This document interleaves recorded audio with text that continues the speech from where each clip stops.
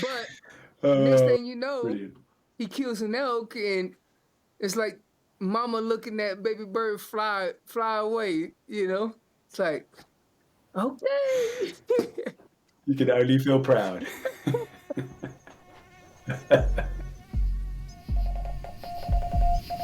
Welcome to the Wild Dispatch.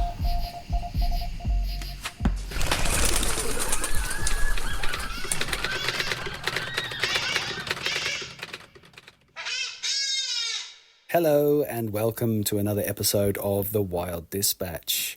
I'm Robin and I'm back with more skills and stories from the wild.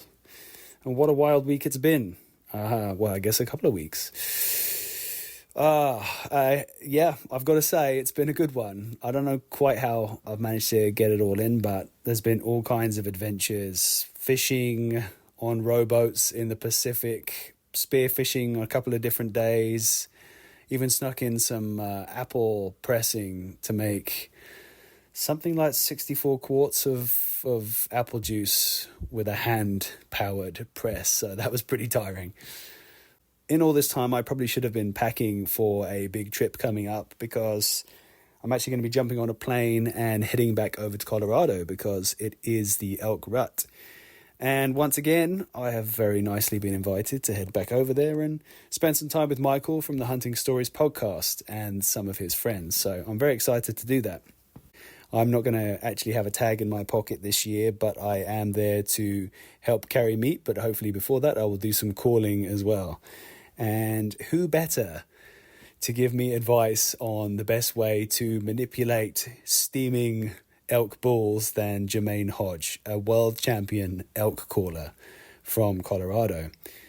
Well, I guess he's not originally from Colorado, but he's spent like 20 years there chasing elk around, so he knows what he's doing. He's very kind. He spent his time with me, even though he should be running around chasing antelope and then obviously preparing for the enormous elk season that he's going to be rolling up his sleeves, spending a lot of time doing. So it's very appreciated. Thank you for that, Jermaine. Before we jump into that episode, I'm just going to do a little bit of housekeeping. If you're new to the podcast, and I've actually noticed there are quite a few of you newcomers, then welcome.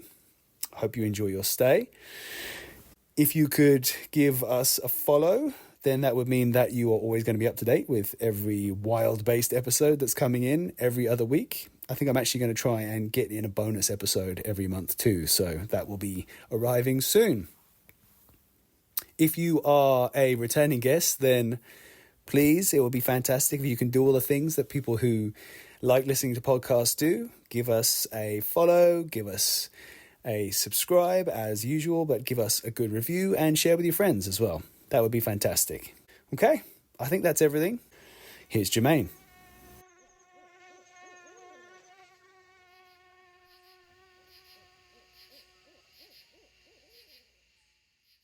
I only got, my little corner in this house, and I call it the man cave.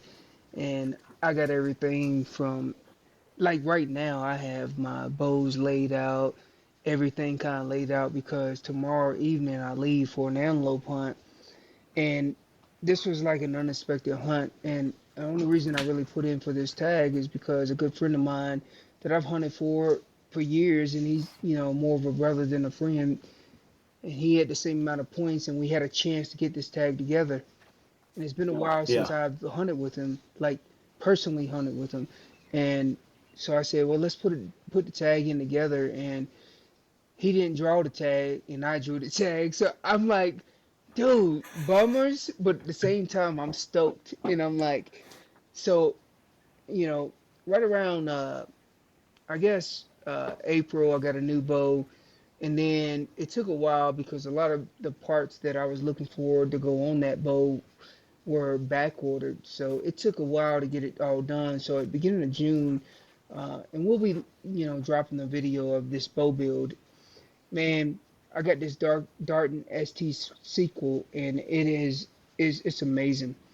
And Okay. long story short, I built some elk and antelope arrows this year because that's what I'm hunting for archery. And dude, I built them to pretty much the same specs. The only thing that's different is really the the weight of the arrows and the manufacture of the arrows, but they are hitting at the same spots, and I'm super stoked about it. But I've been shooting these arrows.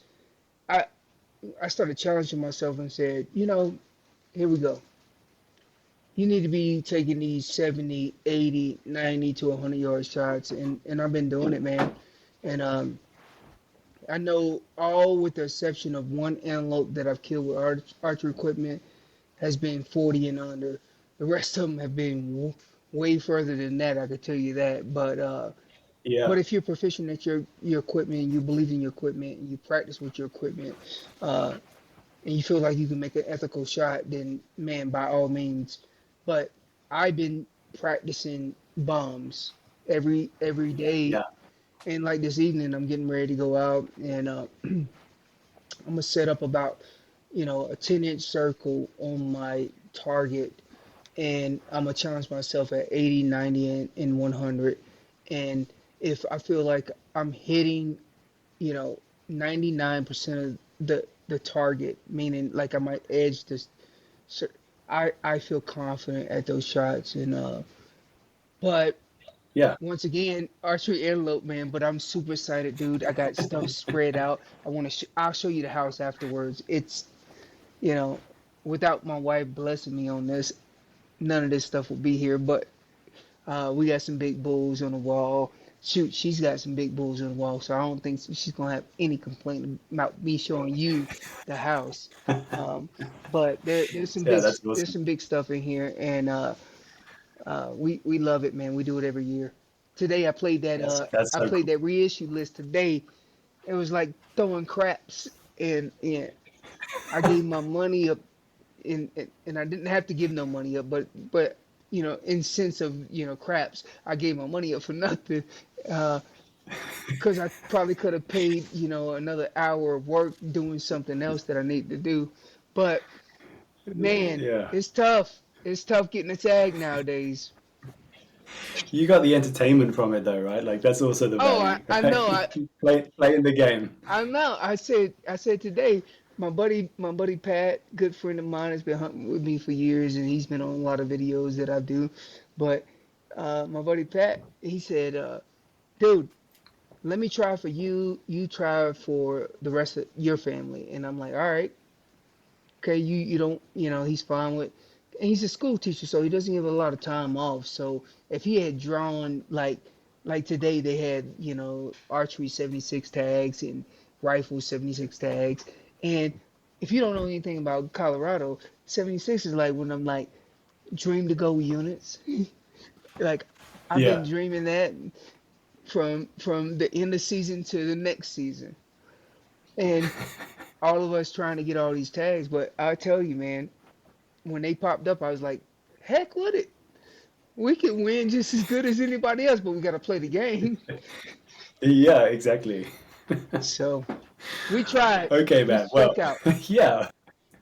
Yeah, yeah. It's not, you don't, yeah, unless you go. You don't know unless you go. That's what You my friend don't always know says. You got unless to, you you've go. got, you got to try. You got to try. Okay, man. Well, I'm glad to hear that you are feeling ready for Antelope, dude. I mean, those long shots are brutal. I'm lucky I got space here. I got like 100-yard range that I can Yeah. get out to and send bombs to. And it's amazing the difference it makes. You know, you're used to like 40, 50, 60-yard shots, and then you get out to 100. If you're not used to those, your shoulder, your arm, everything is just all over the place. But you just spend a few days doing that, right? Like it's weird. You get so comfortable holding steady at those kind of ranges. And then when you get close, it's like, oh wow, It's a this is chip like shot. 50 yards starts to feel like a joke. Yeah. Chip shot. I Um, said, who practices 20 yards? I said, I can't practice 20 yards. I got to aim at different targets because my arrow's going to be kissing. And, oh and yeah, then when you get exactly. out to 100, it changes dramatically. It's like the little movement counts so much, so Yeah, much. it does, man. But It does. I will say, you we're not trying to make long bomb shots by no means. But if you don't challenge yourself to the max of your ability, right, then Yeah. you're stuck at 50 and then when that 50 yard comes up, it feels like the 100 to me and you to everybody else, when that 50-yard shot should have been a chip shot. It should have been, I'm making the shot, no doubt about it. But, Yeah, yeah, so I just say to people, challenge yourself. Who cares? Yes, I, Jermaine Hodge, definitely break arrows, and a lot of them. I got some wood posts that love to eat those arrows, but without that, without you challenging yourself, you'll never know your ability. yeah, exactly. I've definitely got plenty of arrows stuck in redwood trees behind my target, which is they always land like just above where I can reach or get to safely. So they just have to stay there looking down at me, It looks reminding me of all the fuck ups I've it made. looks like one of the archery ranges at Total Archery Challenge Yeah, yeah, exactly. with tons of arrows in it. Yeah, like the, yeah, exactly, man. Well, I should probably first of all say welcome, man. Thanks for jumping on the Thank you, podcast. man.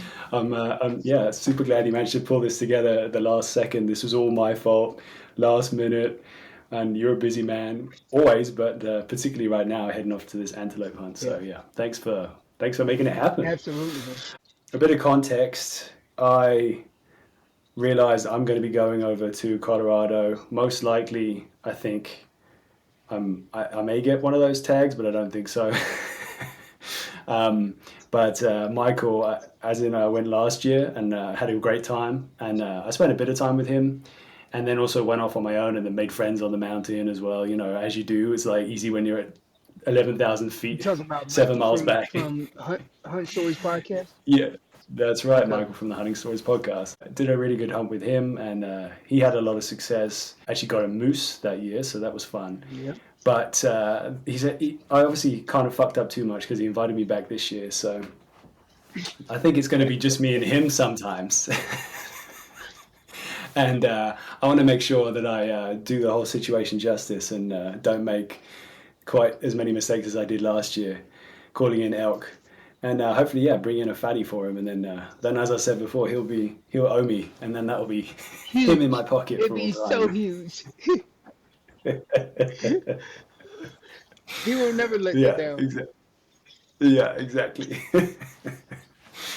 So, yeah, I guess like what I would love to do today is bounce around some of the things that happened to me last year, and I'd love to pick your big brain Okay. about how to have done those things differently and how to learn from those things. And then also, I'd love to, if possible, if you wouldn't mind sharing some stories that feel relevant. And also, I think like maybe we could learn, or I could learn, or maybe anyone listening could learn from the mistakes that you made as well in the past. Because I think that's fun as well at times to talk about the things that you learned as you went through the whole process too. Oh, I got a lot of Um, them. Where do you start? Honestly, where you probably should start on that one, and we should start on that one, is the mistakes that I've made when I was younger, is yeah, the very beginning, because the beginner mistakes are the most crucial mistakes. And I will say this, and I'll speak on both sides of things. The beginning mistakes of an archery elk hunter or a first season rifle, I mean, for a rifle hunter, mm, versus years of experience. Then then you take, most of your mistakes were made earlier in your career as a beginner, and as advanced you go into, it's a lot more detail. And I tell people all the time, there's a lot more detail into the advanced mistakes. I said, because I make mistakes every year, but I just try not to make those same mistakes.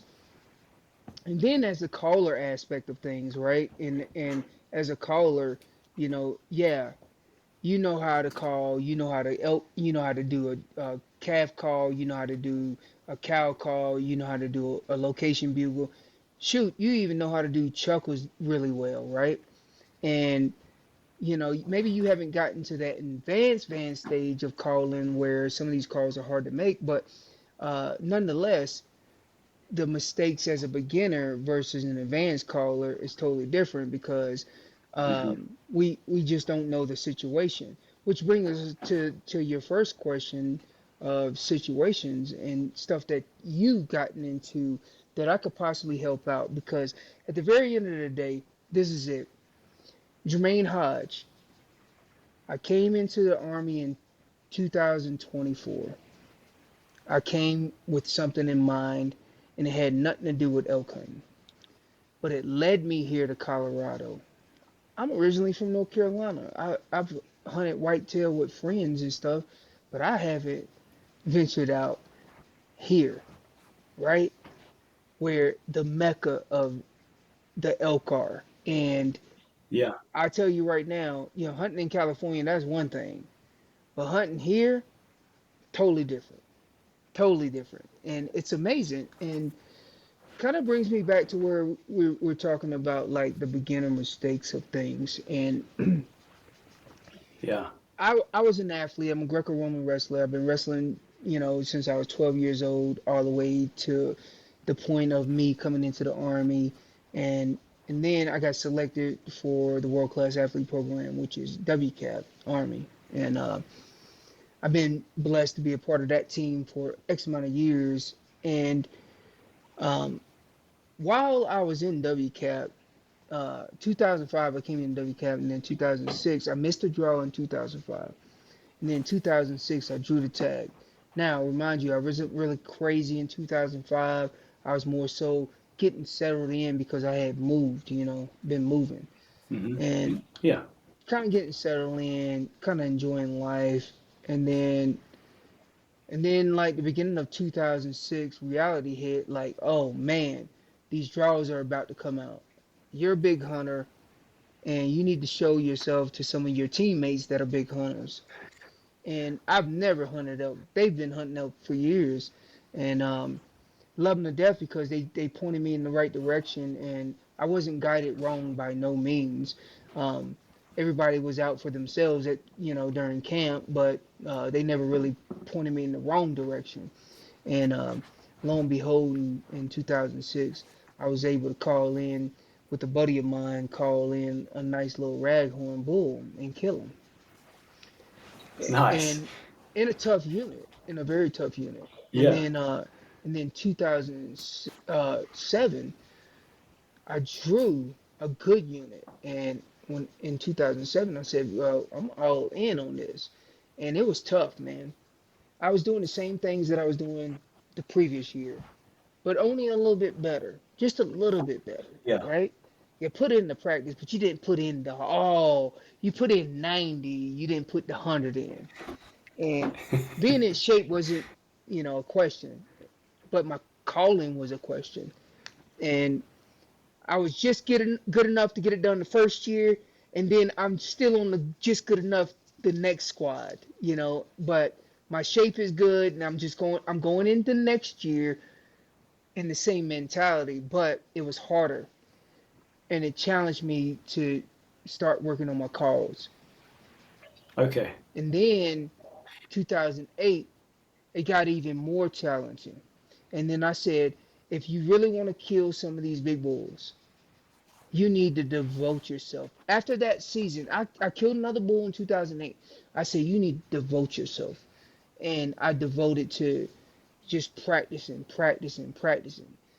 Between 6 and 9, I drove my wife insane. Insane. I drove my Is this favorite every day of the year, every or like how often? every day. Every day I would come home. I pop that fuck. I come through the door. I grab my diaphragms and I start calling and calling and calling. And then I would put on elk videos after elk videos, watching videos. And I understand now, but back then I didn't understand. And all I wanted to do is just be successful. And I think I equated the whole ability of like literally from the beginning to where I am now Mm. is I made a ton of mistakes, a ton of Mm. mistakes. But Well, a bit of context as well, we should give, and I'll probably in my head I was like, I'll do this in the setup anyway. But obviously, you worked super hard and you wanted to achieve a high level, and you did because you won the 2019 RMEF World Elk Calling Championship, right? right, So, I mean, it doesn't get much better than that. That's pretty amazing. Well, well, when you So can do it in the woods, it's way better. It's way better when you do it in the woods. true. Okay. Yeah. Yeah. There you go. But then you also, I think, went into become, there's like a pro category after that as well, right? And I think you went into that as well. So yeah, I mean, like obviously you are p- performing these calls at a very high level. No, Just it's sorry to interrupt you, is just to give the context. yeah, it's cool on stage. And a lot of the sounds that we make on stage, we might not necessarily use in the woods. I mean, we have them in our repertoire, but we don't use them in the woods. I think when you talk about the men's division and with the exception of like I would say your top three, top four in the men's division. Um, the, the difference is when you go to the pro division, there's a lot of great callers, and and just because you're a great caller, in the times that I've competed, just because you're a great caller doesn't mean you're a great hunter. Because it goes back to kind of what I was saying is sometimes at the very beginning of calling stages, you make mistakes because you really don't know what they're saying. You're just trying to mimic Mm. them and cut them off and try to spit. I would say that broken maybe Russian sound that even the Russians be like, huh? Not sure exactly what you're trying to say. And what I mean by that is just humanizing it all. And when you humanize it and you see them doing those sounds and what they're doing to those sounds, you put that mental note in your head and you're like, okay, this is how I'm going to play this. I've seen this in the playbook already. I've watched video cameras of this already. I've watched trail camera videos of this already. They were doing this and they were doing this at this particular time. Maybe I need to interact with this. Until we humanize it at the beginning of stage, all we doing is going and making sounds. And what we Okay. call that on a yearly basis is the Doug Flutie. And it's fun. Because you don't have to sound like Jermaine Hodge to kill elk. You can go out there with that hoochie mama, I promise you. And you can probably get, a lonely bull to come in. But if you're out there and you want to get these guys to interact and go crazy, learning how to call, man, is, one step that 2008, that 2009 time frame that I spent um, honing those skills. Now, Yeah. now, after that, it was pretty much chasing big bulls. Now, with that being said, it goes to what mistakes you had a question. What mistakes that I make in the woods at an early age? So we got, Yeah. we Yeah. already got, we already got, calling aspect of things and the hunting aspect of things. And I want to caveat on one thing about the hunting aspect of things. One thing that I didn't do to myself that I see a lot of hunters and I hear a lot of hunters say to me is, man, but it was steep and deep and it was downfall. If he's bugling, I'm going. I don't care what I gotta get to.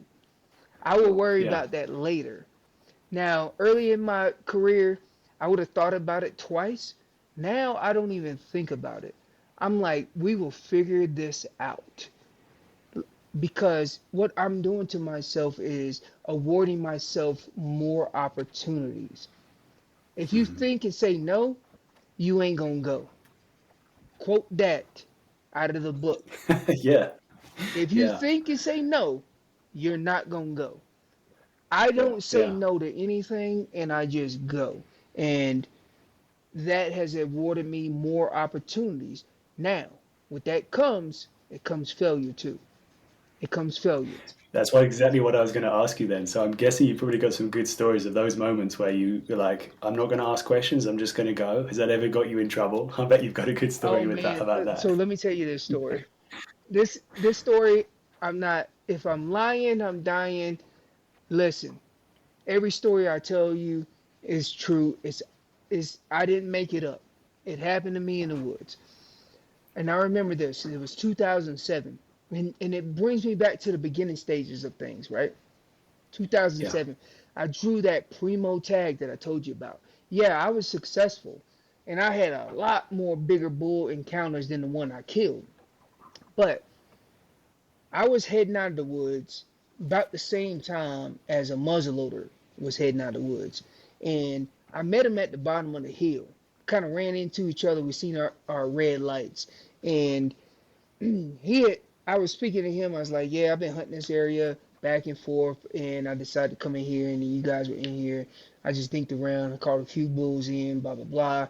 And he said, man, we've been hunting this area for 2-3 days now. And we seen a 380 bull. And I looked at him. I said, 380 bull, right? You got to be kidding me. At that point, I'm a new hunter. I've never seen a 380 bull, but I've seen them in magazine, and they are ginormous. I'm like, God dang. And so I was thinking the whole time the dude was lying to me. So I went back to camp, and I was hunting that year at the beginning of the season. I was hunting by myself, solo. And I said, well, I'm going to go to bed, think about this, get my food. And man, I couldn't sleep. I said, man, what if that dude wasn't lying to you? Just go. Check it out. I set my alarm clock, 4 o'clock. I was up by 4:30. I was heading out. It didn't take that long to get to that spot, but I wanted to be there, and I walked in there with my red light. As I'm walking in there, I was bumping bulls. I was bumping elk. I can hear them running through the woods. And I was like, you messed up, man. You messed up big time. So I get to where I want to be. I want to be about approximately where I think they'll be at first daylight. Not above them. Of course, that wind's still pulling down. About approximately where they're going to be. And soon as first daylight comes out, I hit some calf and cow sounds, and then I throw a location bugle down in this drainage. Nothing. I sat there doing the same thing for about 5-6 minutes. Nothing. Couldn't get nothing to answer. I walked 500 yards to the left, and I hit this calf sound. And when I hit this calf sound, this calf ringed back. I could hear the calf. And if some of y'all don't know what that sounds like, hopefully the mic doesn't drown out, but it's a high pitch right here. And I heard that kid that wanted to play, but I didn't know, I wasn't humanizing this at this point. So as that calf was sounding off, I was sounding off. Calf.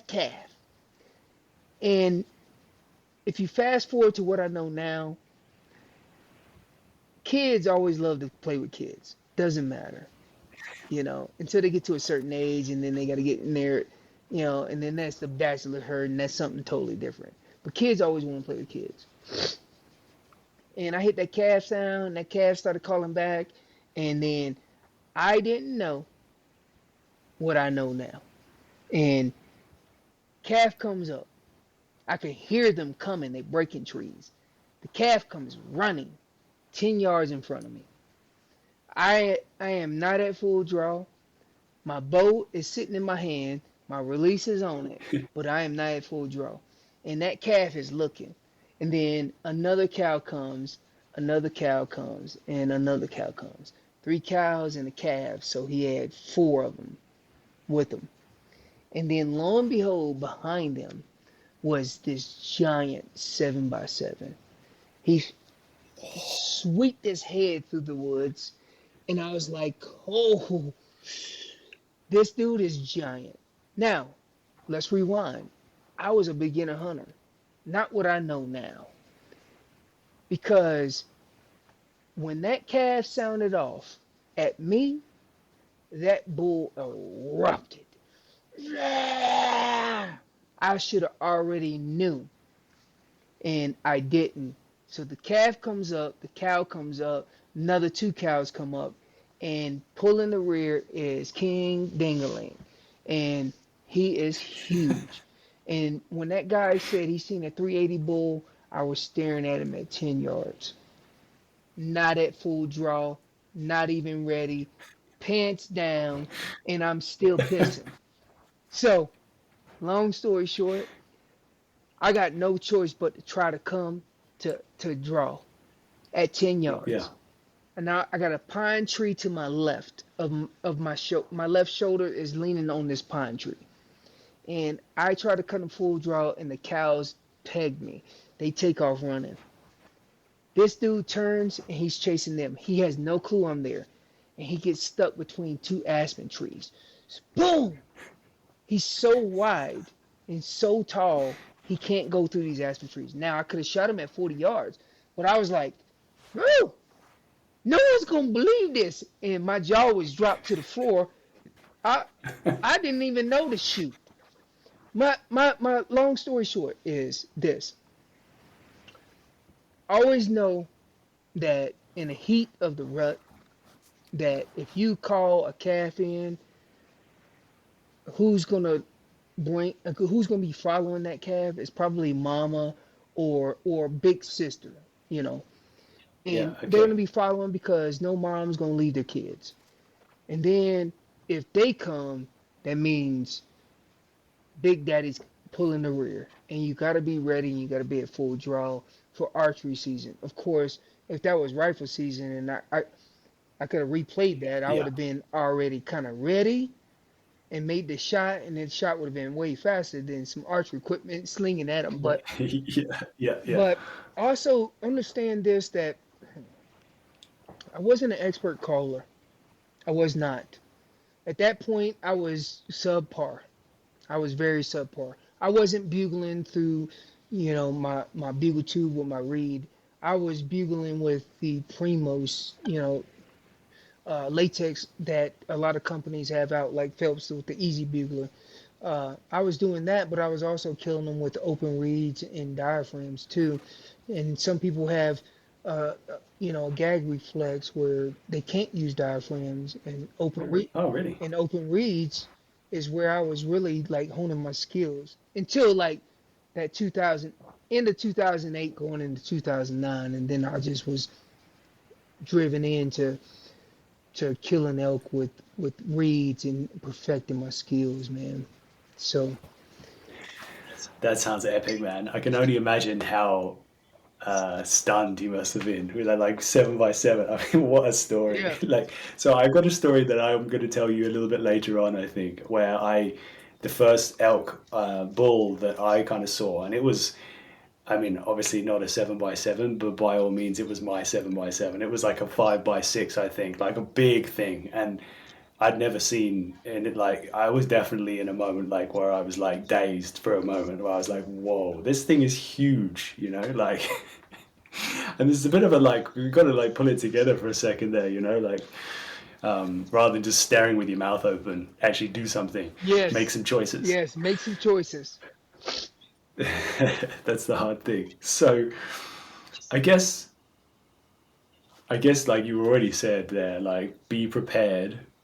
If you're calling cows, be prepared that Big Daddy's going to be coming along too, or if you're calling the babies through. Well, And I think that's a great tip. That's something I didn't know, well, because actually I think I was kind of in that situation as well well, at some what I point. would say is listen, and if it sounds like an adolescent cow or a calf, and I'm listening to the response to these elk, right?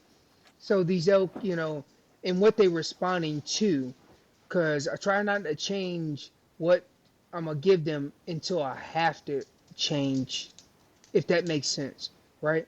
So, so let's just say we pop up on a hill and it's dark, we're waiting for daylight, and I always start off with calf sounds, and then I kind of move from there to calf and cow communication, to a location bugle, and then location to a chuckle, and then lip ball, and the whole 9 yards, right? But let's just say he responded to a calf sound, and he sounded off. So when I move in that direction to that particular elk that sounded off, and who knows that undisclosed location, which could be, let's say 700 yards, and I move 300 yards, and I think I'm close, but the human GPS really messes you up when you're in the woods, because everything kind of looks further than really what it is. So we walk 300 yards instead of 400 or 500 yards. At that point, when I question myself, you know exactly what I do. I give him the calf sound. I don't deviate off of what I'm gonna do. He's responded to the calf sounds. I'm going to cover some distance. I'm gonna break some limbs going into that distance, checking my wind and everything in my favor. And the first sound I'm gonna give him is the calf sound, and that's what he responded to in the first place. And that goes for any sound. So if it was the cow and calf communication, that's what I'm gonna give him. I'm gonna give him the cow and calf communication, like we're covering distance, trying to find you, right? Now, if Yeah. he responded to the location bugle, the same thing applies.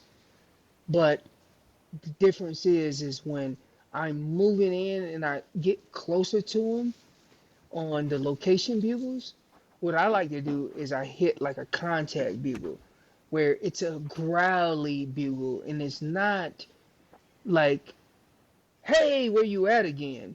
Because I really don't know where he is and I think he might be close. That contact bugle kind of sounds like this. Hopefully it doesn't drown this out, but I want you to hear this. Yeah. I'm hearing it, I think so.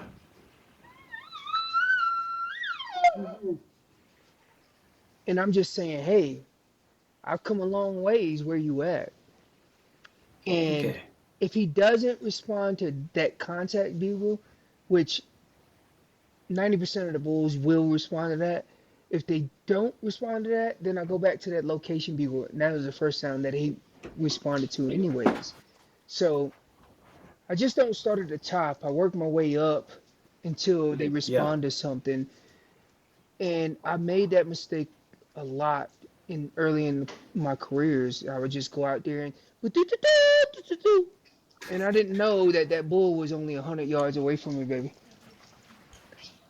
That's me. That's exactly what I Yeah. was doing last year. So you got to be aware of all that. But uh, a lot of these mistakes that I made, I just try to go to like some of my seminars that I do and try to educate them the best that I can do for them because, man, every situation is totally different. And, the way I would play it might not be the way you would play it.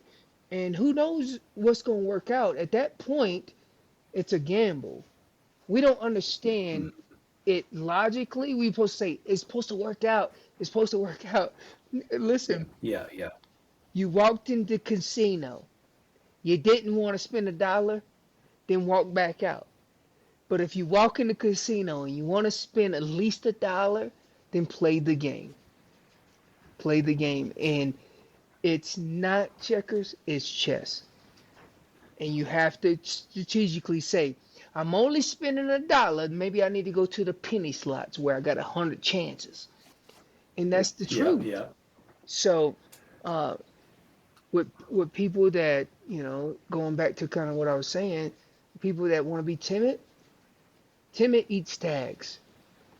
Be Okay, be good. aggressive. Be aggressive. Okay, that's really good to You know will, because you I will think that was something lose more than you will yeah, win.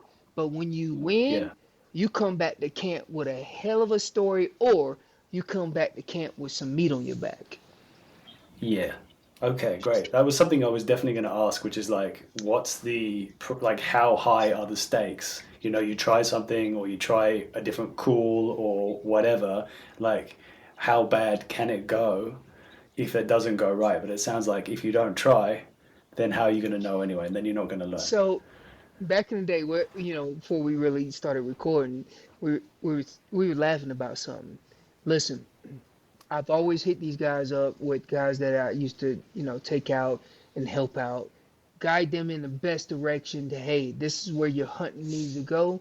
And these are friends from North Carolina. I got some, good friends that I grew up with that I hunt with from North Carolina on the occasion. Of course, they back in North Carolina and I'm here in Colorado.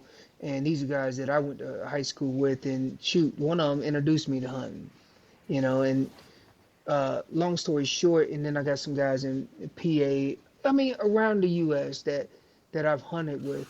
And I tell you right now, I tell them all the time, man, they were just here yesterday.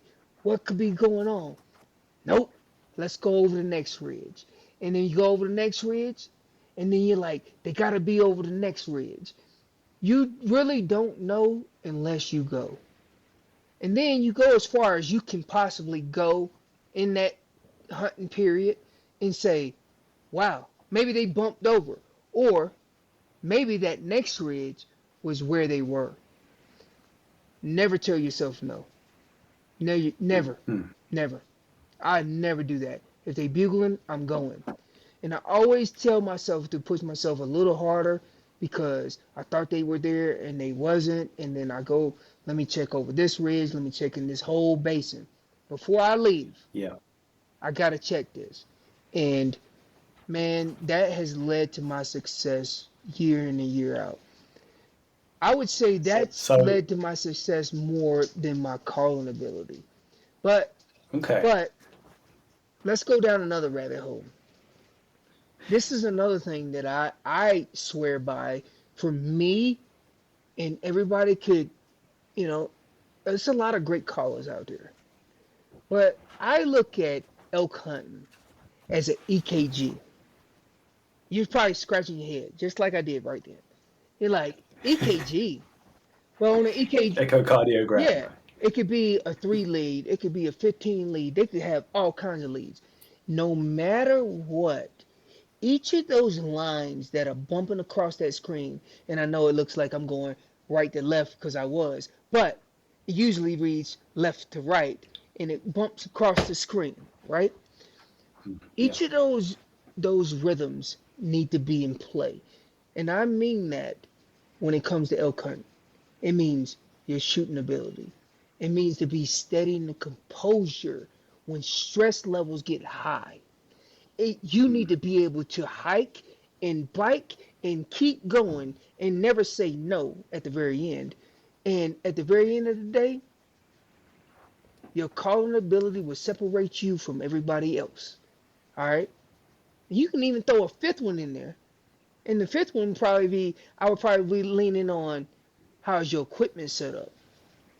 But you could also go back to your shooting on that. Because if you're shooting subpar, then your equipment's subpar. But what I mean by that is all your rhythms need to be bumping together. They need to be bumping together.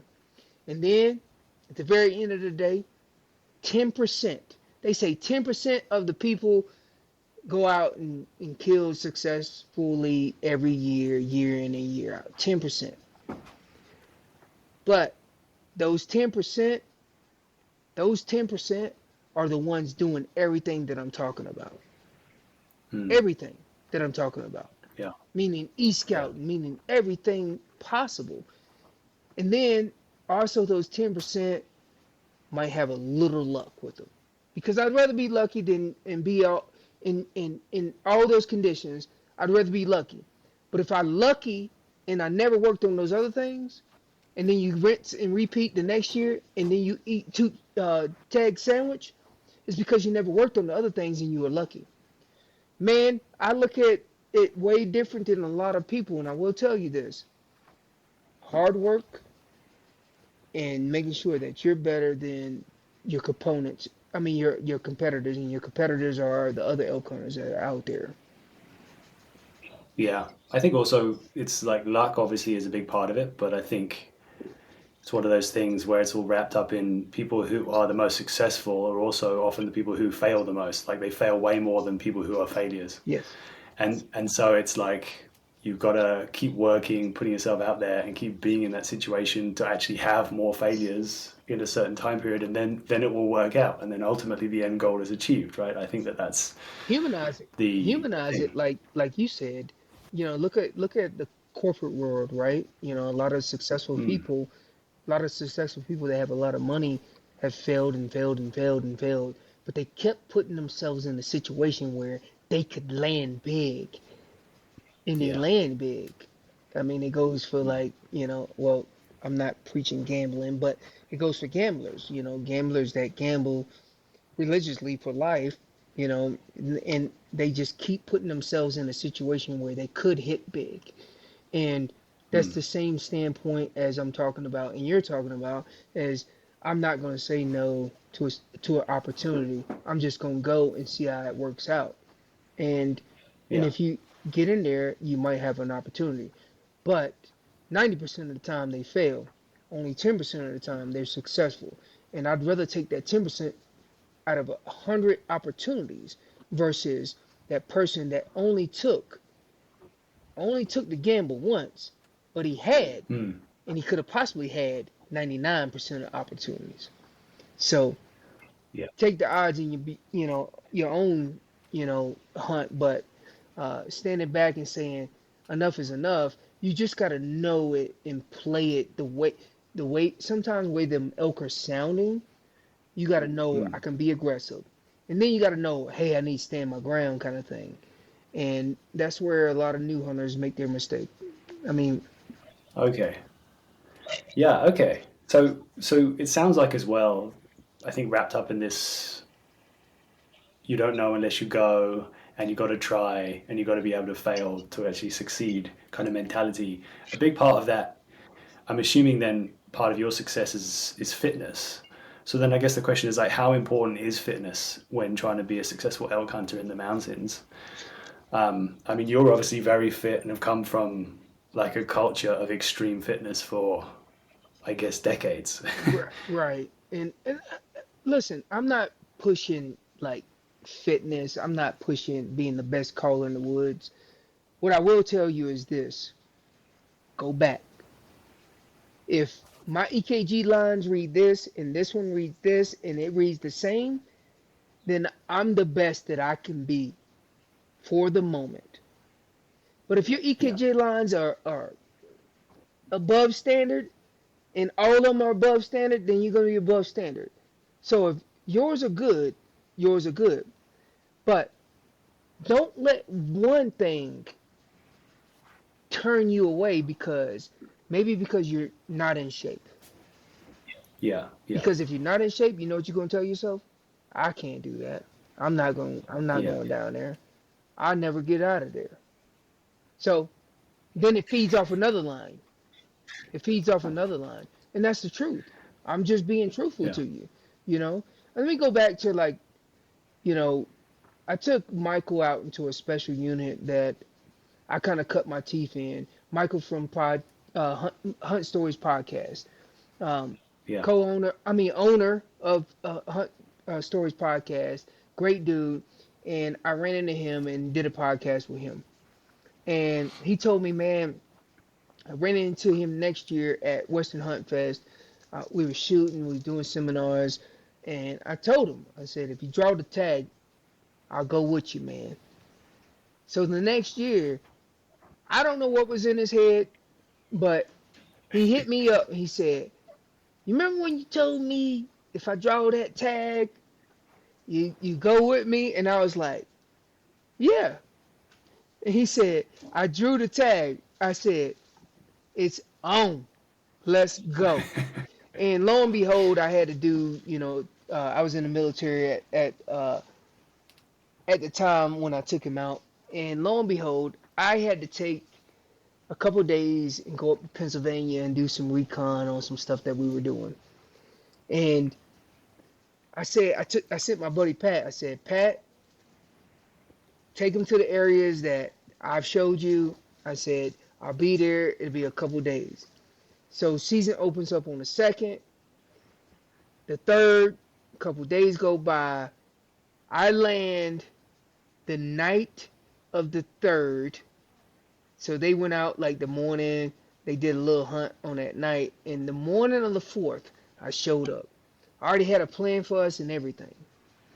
And I took him in there and we started covering some ground, doing some areas and boy, it was some bugling bulls. We had some going nuts. But it was tough, man. They were coming in silent, this, that, and this. And one night, it was just me and Michael. And I had this bull going nuts. So then I called Michael off because daylight was short.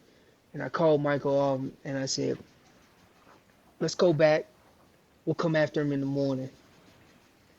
So from the time we left that bull, he went from like no cows to like 10 cows overnight. He was sounding off and he was hot and heavy. The next day, he wasn't sounding off at all. Early in the morning, it was frost on the leaves and everything. And I peeked my head out in that meadow that we had seen that bull, and I seen him. And I said, he got cows. And we kind of ducked down. And I said, But if he gets to this tree line, he ain't answering none of my calls. If he gets to this tree line, we're going. And we boogied across the tree line and got in there. Anyways, it was me being aggressive in that situation, knowing when to say enough is enough and then going forward. It was me being aggressive that made that opportunity, because if I didn't say let's go, none of them guys would have been like, yeah, we ain't gonna kill that bull. You know, it was just me being aggressive, and the opportunity presented itself, and Michael killed a nice bull, nice respectable Colorado bull. So I gotta say as well, all the while this is happening, because I knew Michael at this point, and we were buds, because I'd also been on the podcast and we connected, and he's got this uncanny ability to make friends with everyone. And I was getting text message updates from him going like, dude, I'm so tired. Jermaine keeps making me charge up and down mountains. I think he's just doing it for the fun of it. So yeah, it was funny to hear that backstory. During his time to get ready to go hunt. Yeah. No, during. It was like during the actual hunt. Yeah. So it was like I was getting messages from him like day 3.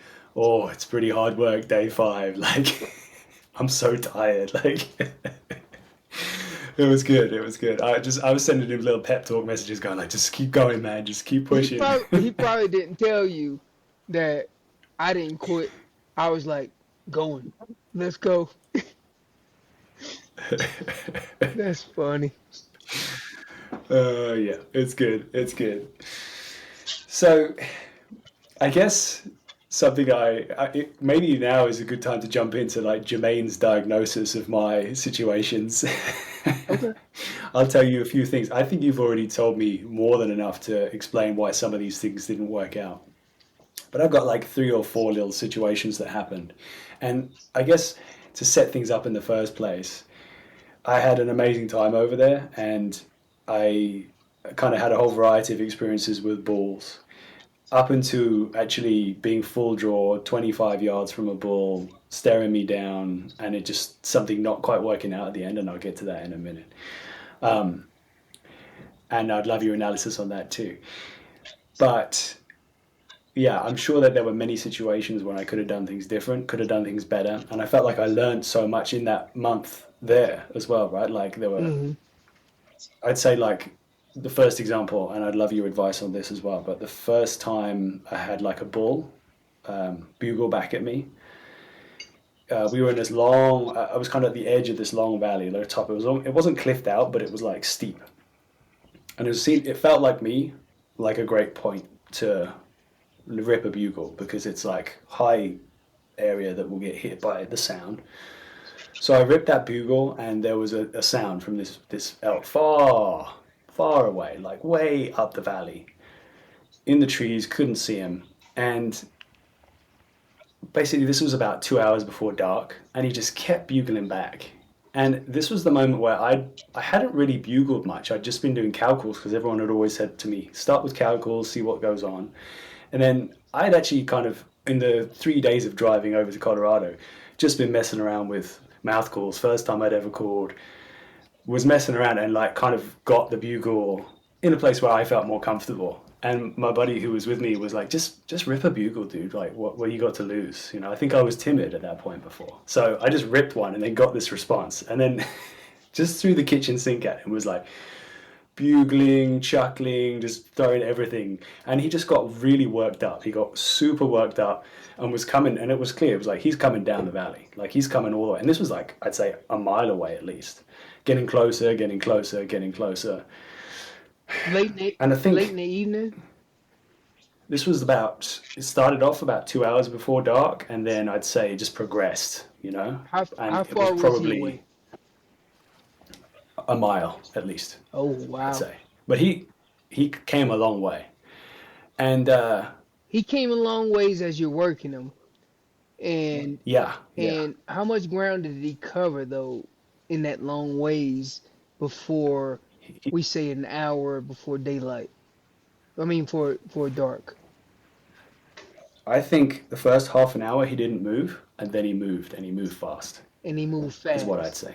So he probably He covered moved what, half fast. a mile, maybe a mile. Yeah, a mile. He just came the whole way down. Like he was close. We couldn't see him. But the thing that stopped me, and this is the thing, right? Like you're saying about the mentality, it was like so much deadfall, super steep. In my previous experience, like I've done a lot of hunting over in South Africa, and the animals there are like super jumpy. If you make noise, they're gone. They're not gonna like see what's going on. Like it's over. So you got to be like really careful with how you move, how you make noise, all those things. And I think I had some of that programmed in my mind. It's like a different game that we're playing here, Yeah. right? It's a totally different game. So now I guess I learned from that experience. I should have been charging down that dead fall, just getting down Yep. there You should have been and meeting him in the charging. middle. Well, you should have been charging the minute you knew he was committed, like committed. Yeah, Like yeah, he'd bugle, y'all bugle for 30 minutes. And then when you yeah, knew he was committed after the 30 minutes, you should have been charging down the hill. Listen, yeah, don't ever make the mistake of making an opportunity. Who cares?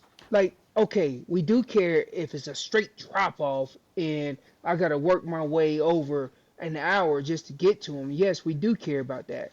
But if it's doable, oh yeah, do it. If it's doable, do yeah, it. Yeah, you might regret it later and be like, damn, that opportunity didn't work out. I'm going to tell you right now, you got to put that opportunity in front of you.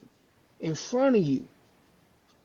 Hey, do not. And of course, I know this. You said late evening, you would have had to go down the drainage. I already know. I need to beat this dude down the drainage because in the evening, we know them thermals start coming down. If he beats me down there, then the wedding's all screwed up.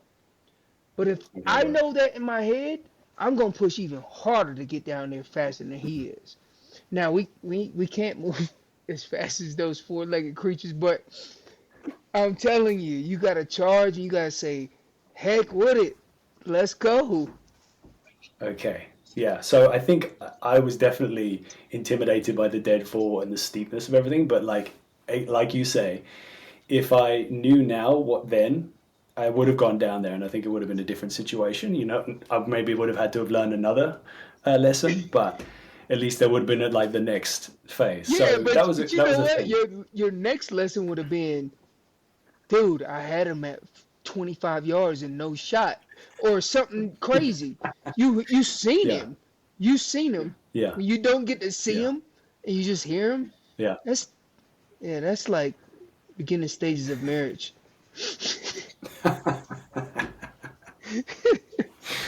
Uh, okay. So.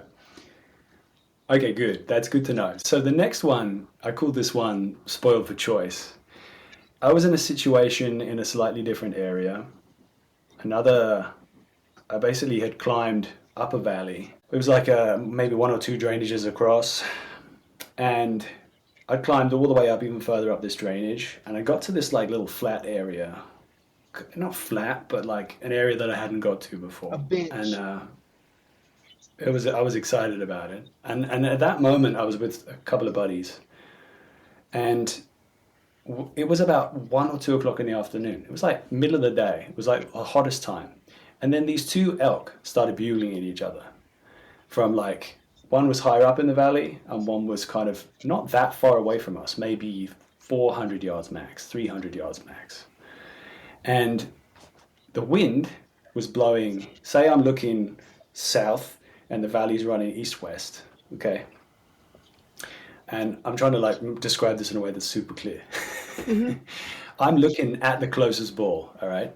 But the wind is blowing so that if I was to go after that bull, the other bull is going to also smell me, Okay. like the bull that's higher up the valley, because the wind's going up that valley. And I think in my mind, I was trying to mitigate potentially failing with either of those. So my thought was, okay, let's go do a big loop wide and then tuck in, see that first guy who's higher up, and then we can always come back up through and go with the wind in our faces towards the closer bull. What time of day I was know this? now, 2 o'clock in the afternoon. Oh yeah. It was like it was hot. Hot. Um, And they were just bugling at each other for like, I don't know, 5-10 minutes. We didn't say anything because we didn't want to give anything away or complicate anything at that moment. And I made the mistake of like taking a long time, working my way up, trying to get to this bull that was further up the valley first. I don't know what I was thinking. Afterwards, the guy who I was with, who's hunted a couple of years before, was like, we should have just charged at that bull. We should have just charged at that bull that was closest to us. And like made it happen with him and fuck the other one that's far up the valley. What would you do in that situation? What do you think was the right thing to do? I think this. It's 2 o'clock in the afternoon. Thermals are hitting the side of the hill. The wind's going up. The bull that's in the top of, that's higher than the other bull is going to wind you before the bull that's below you. They're both talking. They both sound right around the same size, relatively, right? Yeah. What I'm doing is I'm gonna cut between the both of them, and I'm gonna try to keep my wind going up, my thermals going up the hill, and I'm gonna cut between the both of them. I'm gonna bump the top one. The top one's gonna smell me. I don't care. But at that point, I'm in distance to call this other bull up to me, because both of them are fired up, and then you just got to give them something to fire up about, whether it's calf, cow, whatever the case may be. If it's, now you're the next bull between them, whatever the case may be. But I'm gonna play that bottom bull. I'm gonna play that bottom bull in that situation, or I'm gonna get on the same level as that bottom bull, and I'm gonna work towards that bottom bull, trying to keep our level the same. But I'm not gonna work the top bull. Nope. Okay, not gonna worry. It's not gonna work. Okay. Your thermals ain't even switched at that point. Yeah. That's exactly why the wind was going up the valley. Yep. You're right. So, forgive me if some of these things are super obvious. It's just stuff which maybe sometimes asking the dumb questions is a good thing to do. No, it ain't no dumb. That's why they say it ain't no dumb question, because some of the questions that want to be asked they don't know how to ask them, because they think they dumb questions. They ain't dumb questions. Promise you. Okay. So then you said about cow calling or bugling. What would your gut tell you going in there? You're going to go in the middle, cut off between those two bulls, and you want to start working towards them. What are you starting with? Are you just going to go and try and shock him with a bugle straight away and start a fight, or you want to go small? Nah, I'm gonna start with calf sounds. You got into like, without the magic circle, right? Another bull be in that picture, or another bull be in that picture, and be a magic circle, right? You had two bulls screaming at each other. One's higher, one's lower.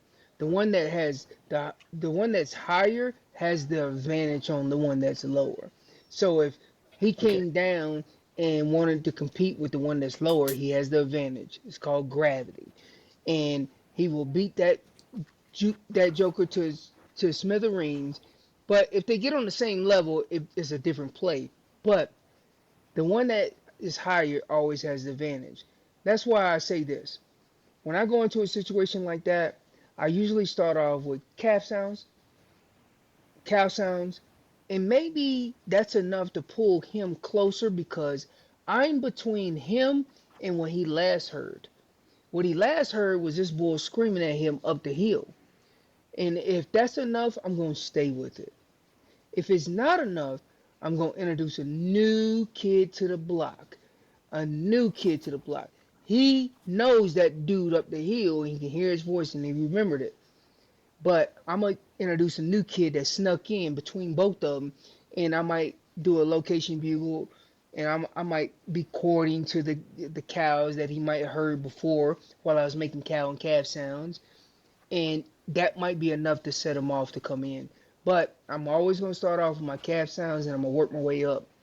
And then when I get into that location bugle and he hasn't answered, or maybe a location to a chuckle and he hasn't answered, then I start going to a courting sequence. Like, I'm courting to these females. I'm glunking. I mean, some of these glunk. And I'm just popping my tongue off the top of that. And maybe that might be enough because he's close enough to bring him in, and then I'm hitting him, with not. I'm talking about, and I'm doing all kind of courting stuff that's gonna help them. I might be getting extra screams and stuff like that, but that might be enough to fool them to pull them in. That's like my Okay. last resort. But I'm always gonna start off with my calf and cow communication, and then I'll introduce that bull that kind of moved in.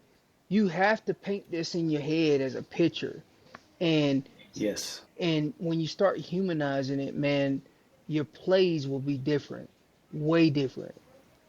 I mean, it's like a Texas Hold'em guy telling me how to play Texas Hold'em. I played it for a certain, but they gonna be like, no, you gotta hold that, you gotta play that, and then you like, I'm lost. These guys are tournament winners, right? It's chess. It's not checkers. You gotta play it. But I gotta say, it's so exciting hearing you say this stuff though. Like my brain is like soaking this stuff up. It's so yeah, it's great. Like I love the detail. I live for this kind of stuff, man. Man, it Um, gets you going, especially when you get that first bull bugling, and you ain't never been out there yeah. and you heard that. You're like, Oh holy yeah. smokes. It's so good. It's like yeah, it's such a adrenaline boost. That's for sure. Okay, so something else then. I guess that kind of leads me to the third situation that I wanted to run by you, which is then, I guess, closer to the end of my time is where I'd learned some of these things for the mistakes I'd made in these other choices. And I had started learning like, okay, when I see an opportunity, I need to get in there. I need to move fast. I need to be more aggressive. I need to try some of these other tactics. And actually, I did go back to a similar area to where that first bull charged the whole way down the valley, like a whole mile towards me. And then I never went down to meet him. I then was like, well, I'm going to go back up where I think he came from. I'm going to go all the way up there. And I found this like Shangri-La of elk. There was just like shit everywhere. The place stank. It was like so good. And I basically I climbed up to a higher point on the side just to try and kind of get a view of the land.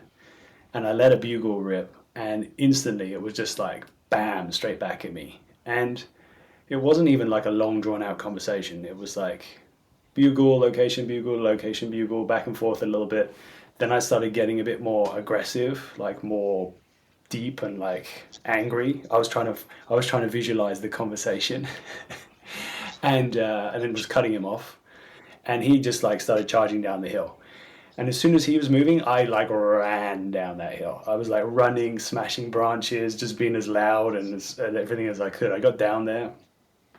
It was a real exercise in trying to maneuver because he kept trying to like move to see me.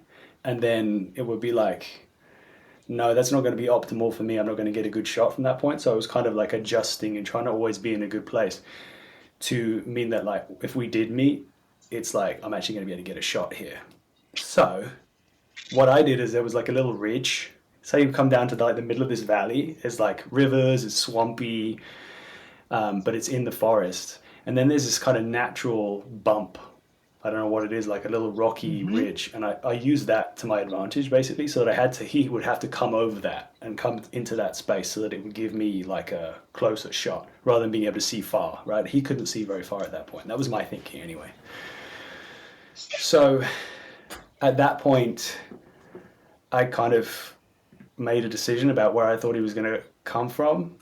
And I actually had GoPro running the whole time for this. So I have a video of this. But like,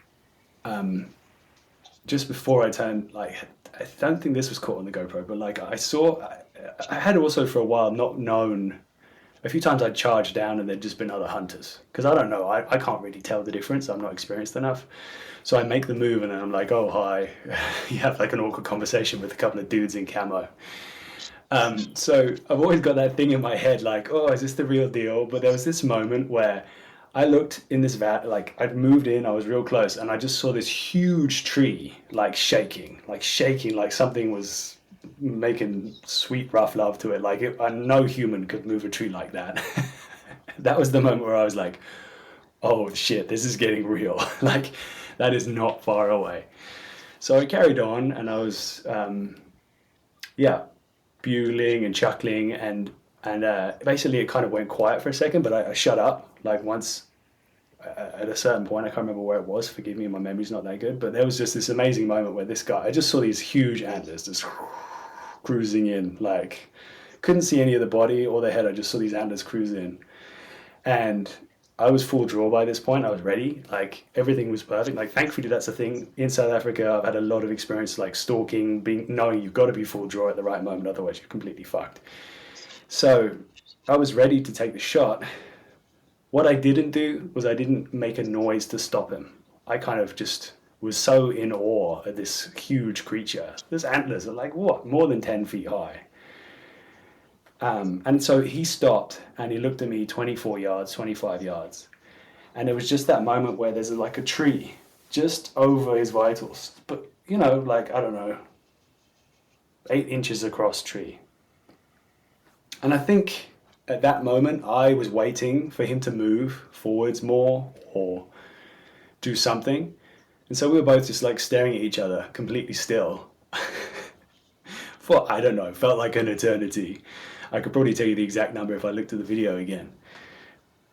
And I think at that point, in my mind, the kind of experience I've had with animals, obviously a lot more animals in South Africa, is that those guys are so flinchy. You can't move. If you're full draw and they're like looking in your direction, you're not moving. Wow. The only movement is to shoot the arrow. Otherwise they're gone and they're not going to stop again. So that was like a negative for me, because I was like, I can't move, I'm pinned. But what Michael told me and other people have told me after is that actually I could have like actually moved. I could have maybe crouched or moved to the side slightly and just snuck it in next to that tree and got it in there. So maybe I'll have to show you the image. I probably should have prepped that of the bull. But yeah, I mean, think what you could have played that any different, honestly. Okay. Other than you taking advice from everybody else. Shouldas, wouldas, and couldas, right? If a fifth was a if, we'd all be drunk, right? Well, my point being is that that was that 90% of aggression. I'm gonna charge in. I'm gonna do this. That's that 90%. You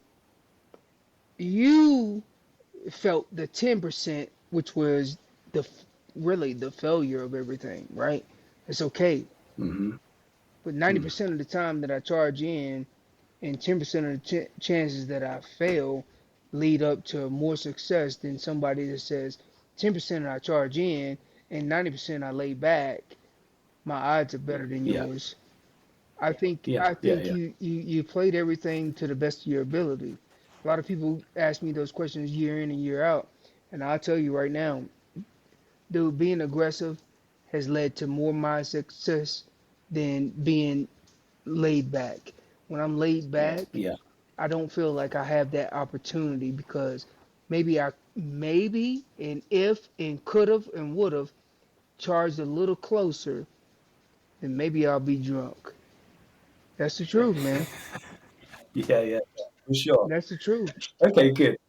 There was one extra little part to that which I wanted to ask you about. Okay. If you're still with me on this story. Yeah, I'm with you. So for those like 60 seconds or 90 seconds or whatever, felt like 10 minutes. It feels like 10 draw. minutes, but it's like 60 seconds. Dude, I tell you what, actually, when I was over in SA last, I was full draw on this little antelope for 4 minutes.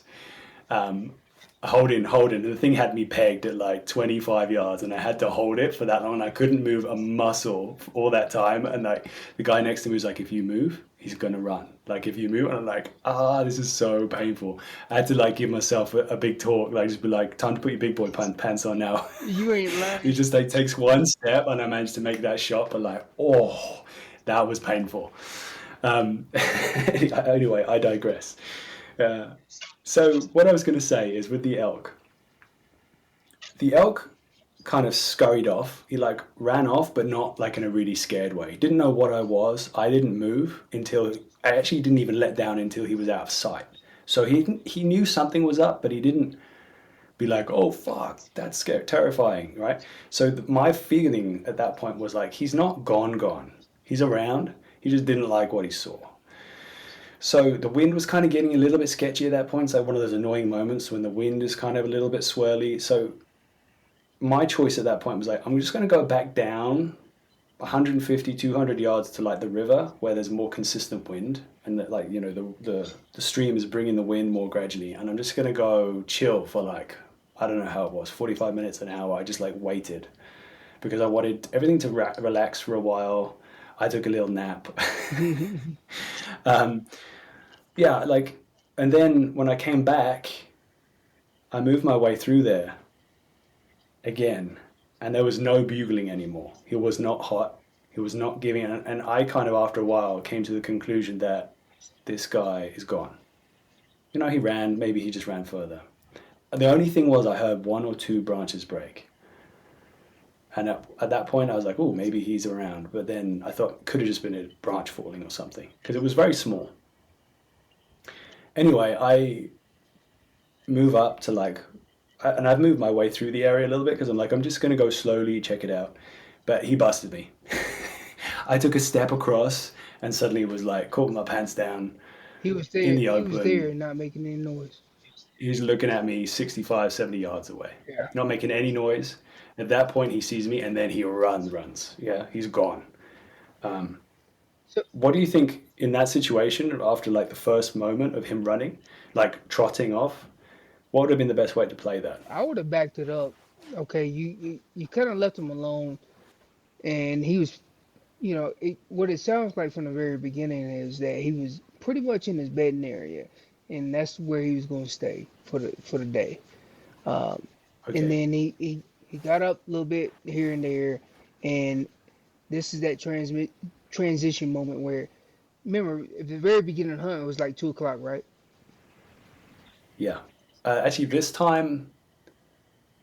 is a different time of day. Okay. I think that it wasn't late in the day. Was it I think it was morning. I think it was early like morning 9 and a.m., going? something like Yeah, that, 9 a.m. or something. yeah, because it sounds like to me that that bull was pretty much in the area that he wanted to bed down.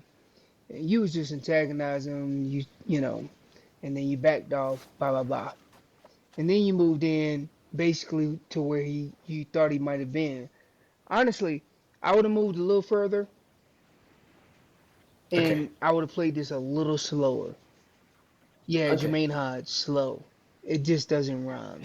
But I'm gonna tell you right now, I would have played this a little slower. I would have been calf calling and cow calling. Okay. In every like 15 minutes, let out a location bugle. Easy. Okay. And I would have And stay further away, yeah. like 500 meters, 400 Yep. meters I don't away. need to stay super close. I'm just staying close enough that I'm keeping tabs on this bull. Then when he sounds off, I'm gonna cut the distance. When I cut the distance, Mm. I'm going, like I said before, I'm gonna give him what he responded to. If he responded to open reads, cool, give it to him. If he responded to cow and calf calls, give it to him. That's what I'm gonna give him when I move in that close, showing that I'm interested in seeing you. And hey, can we talk? We at the bar, you right?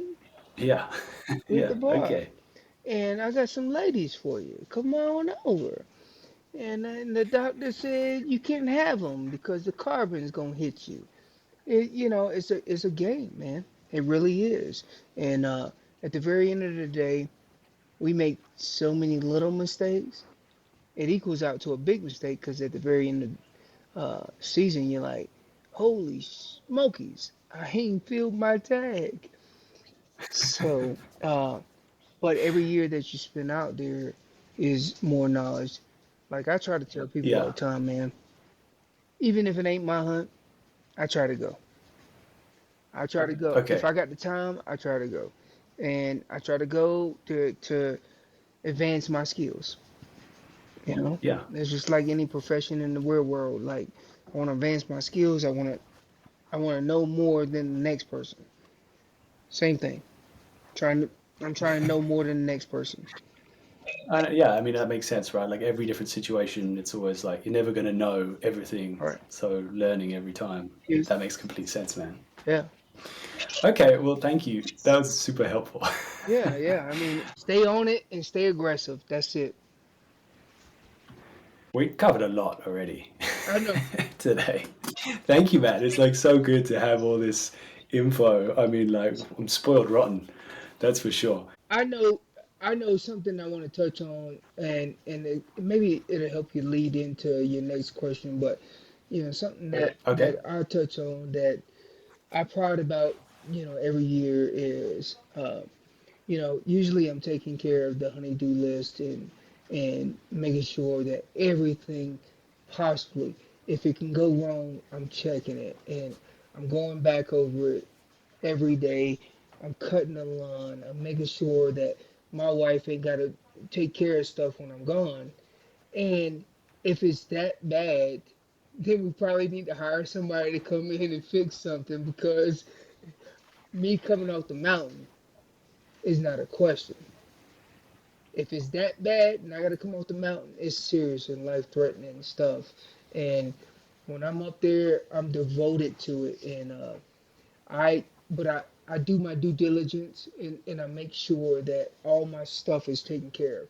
Like for the antelope hunt, yeah, I'm only going up for this weekend, then I'm coming back, and then I'm going back again. But the truth be told is I'm doing my due diligence, making sure everything's taken care of before I leave. Yeah. And a lot of people don't do that stuff, and then they be like, "Oh, I forgot about that." Take care of the small stuff because at the very end it becomes big stuff. Yeah, that's for sure, man. I mean, it's also easy to put things off, right? Like I've fallen for that before, for sure. Like you don't have things quite dialed in, or but I think in a way I'm a bit of an over analyzer, so I will like make sure everything is like perfect to the point where it can actually be a bit too much, like where I like give too much effort to those things and kind of worry about them too much. And I think I'm trying to like worry a bit less and be like, it's good enough, Like if the opportunity's right, then I'll be okay. Like then I'll be fine. Well, I'm So not trying to be a perfectionist at anything. Listen, I told my wife a long time ago, I'm not yeah, I'm not a professional at anything, but I'm good at everything. And and if it's good enough, it'll work for me. And just make sure it's yeah. done. And I'm telling you, your spouse will love you a lot more than when you just leaving them with a handful of stuff to do, and it's like, Jesus, you want to pull your hair out. Yeah, it's very easy. I definitely able to get super obsessed with things, and my wife has suffered. She's been at the bad end of that a number of times, where I'm just like, I'm gone, like Yeah. so focused. So I mean, I'm glad that she's so patient. Thankfully, I don't do that so much these days. But yeah, in the past, I've definitely been totally consumed by things. So Me too, man.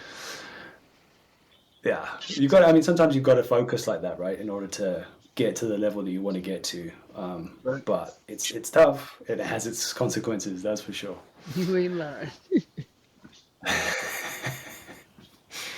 Okay, so I wanted to ask you. There's two things. One more situation, which is like, and I don't know what the yeah, I don't know what the solution would be to this, which is why I'm asking you. Falling for fake elk is my title. And as I said before, I kind of mentioned it before. Like there were a number of times that I went charging across valleys, deadfall. I mean, I have footage of like doing some really dangerous shit across deadfall, trying to close the distance on what turned out to be two middle-aged, slightly chubby guys. Um, but the yeah, I guess it's like maybe experience is the thing that will help me with that, understanding what's a real call and what's not. But at the beginning in the first season, I tried to go in with it like I got to treat everything like it's real, otherwise I'm going to be throwing away opportunities. What do you have any advice for like that moment where you're like, is that real? It sounds really janky, like it sounds like a shit call, but is So, it real? so I do. This is where really like the hard road meets the pavement, right? Like, yeah, you got a hard road, and you've achieved all the way up to your location bugle, and you are good. And you could fool some people with just your cow sounds and your location bugle. The hard road in the pavement is that chuckle. So if Yeah. you can get them to chuckle at you, you can kind of determine who is who.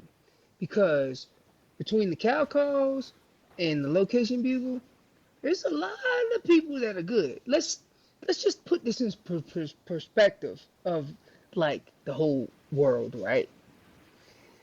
We got what 8 billion people here on Earth? Billion or no? It's billion. I don't Yeah. think it's trillion. Yeah, it's a billion. We hit the trillions and we gonna have some problems.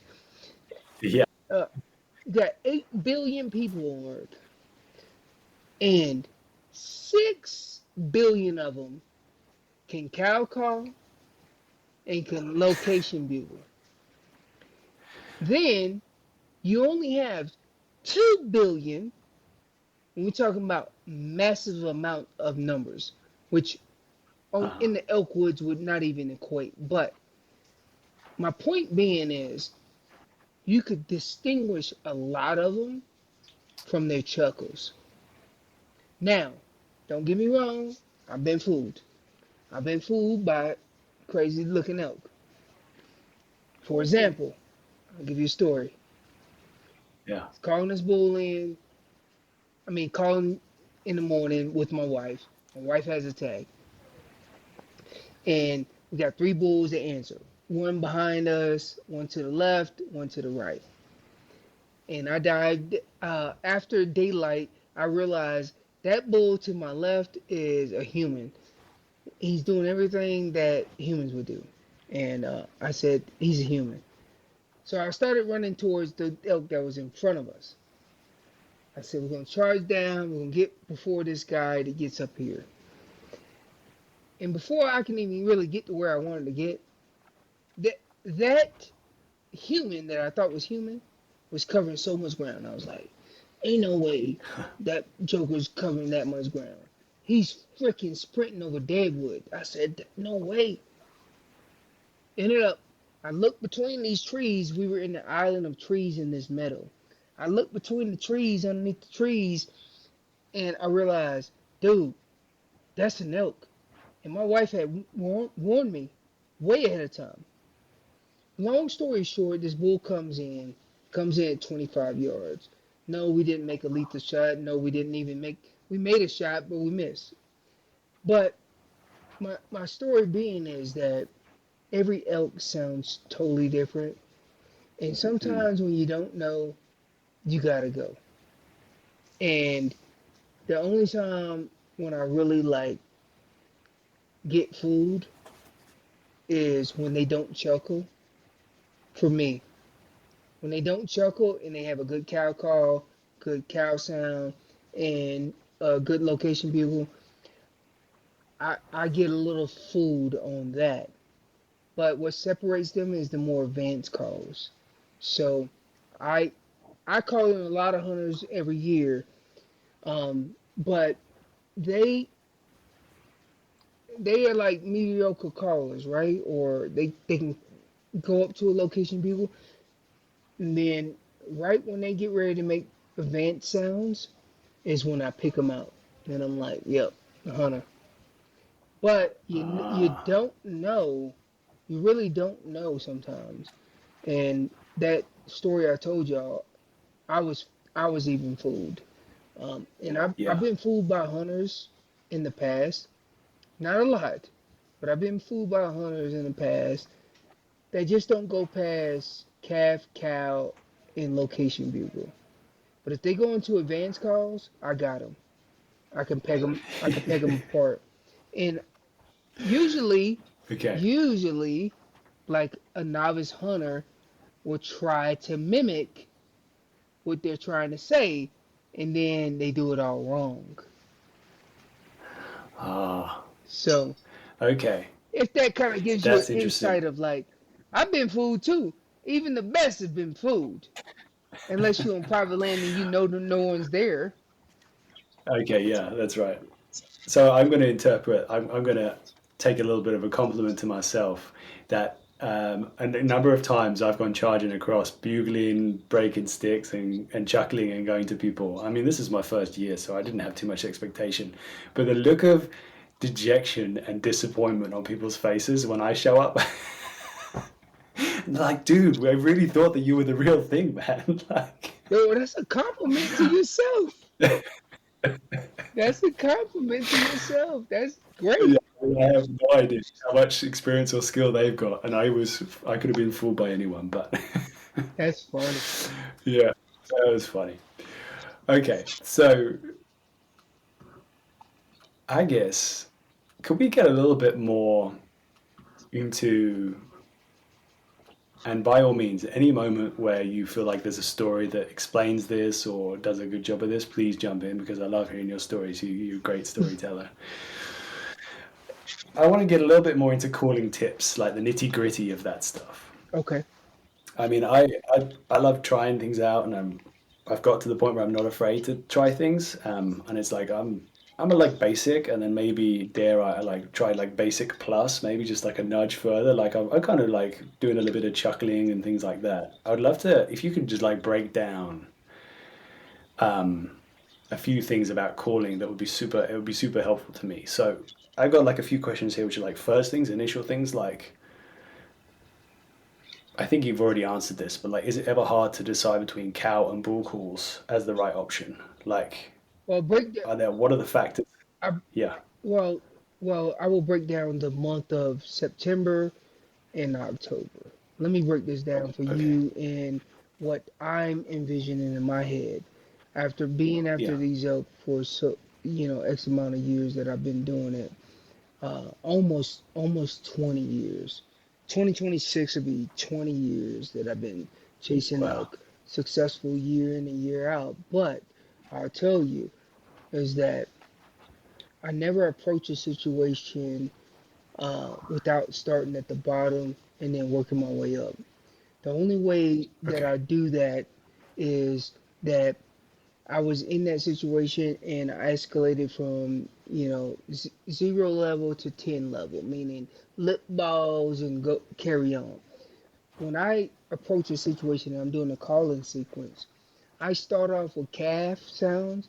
I start off with the next step will be calf and cow communication. The next step will be a location bugle. Maybe you can throw a couple cows in there. And then I'm waiting between these segments.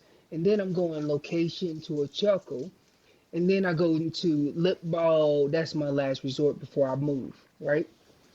And Okay. I go into all these sequences hoping that, hoping, hoping that I would get a response. If they want to respond, they're gonna respond usually between your calf, your cow and calf, and your location bugle. Not saying that they Okay. won't, not saying that they won't respond to your location to a chuckle or just a chuckle. Just saying that most of your bulls are responding between three calls: your cow, your calf, and your location bugle. And then, Okay. you spice it up from that point. Okay. Great. So another quick broad question before we jump into like the specifics of cow calls and bull calls. Hmm.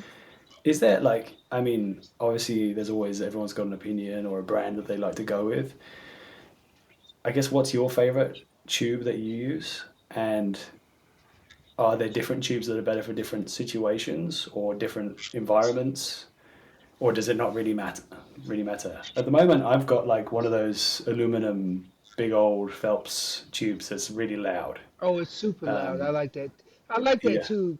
I like that too during like windy days when I need to project that sound. That too Okay. is money. Uh, my my tube that I usually run with is the Unleashed, the original Unleashed. It's huge. It's bigger than the normal tube, and I like that tube a lot. Right here in front of me, I have the carbon Phelps tube. I think this year for the 2025 hunt, I'll be running the carbon tube because I don't think I don't think you can go wrong with any tube. It's Okay. actually mimicking the sounds that these elk make and not trying to overpower them.